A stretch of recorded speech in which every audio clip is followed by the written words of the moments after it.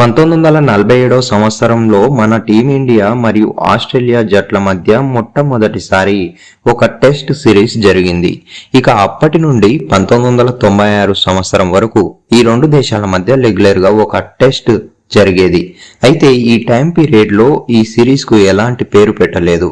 Present ఎలా అయితే India tour New Zealand, Sri Lanka tour India అని పిలుస్తామో అప్పట్లో కూడా ఈ సిరీస్ను అలానే పిలిచేవారు.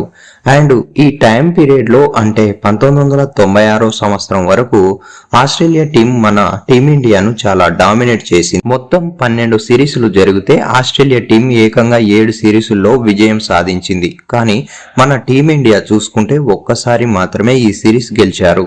అది కూడా 1979 సంవత్సరంలో ఇండియా వేదికగా ఆడినప్పుడు.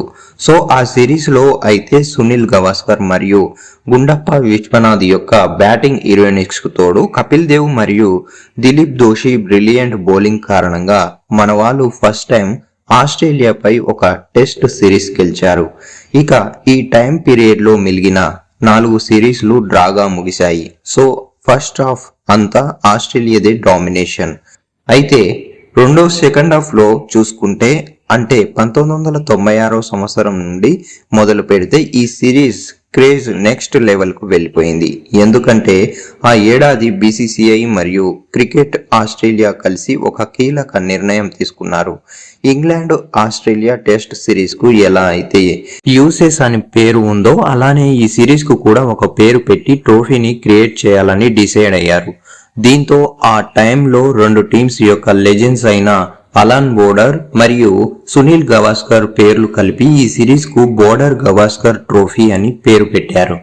అండ్ వీళ్ళ నేమ్స్ మాత్రమే ఎందుకు తీసుకున్నారంటే బోర్డర్ మరియు గవాస్కర్ తమ దేశం తరపున 10,000 పరుగులు సాధించిన మొట్టమొదటి ఆటగాళ్లు. దీంతో వీళ్ళ గౌరవార్థం ఈ సిరీస్ కు బోర్డర్ గవాస్కర్ ట్రోఫీ అని పేరు పెట్టారు. ఈ వీడియో నచ్చినట్లయితే లైక్ చేయండి, షేర్ చేయండి. మరిన్ని వీడియోస్ కోసం నా ఛానల్ని సబ్స్క్రైబ్ చేసుకొని బెల్ ఐకాన్ని ఆన్లో ఉంచుకోండి. Thank you for watching.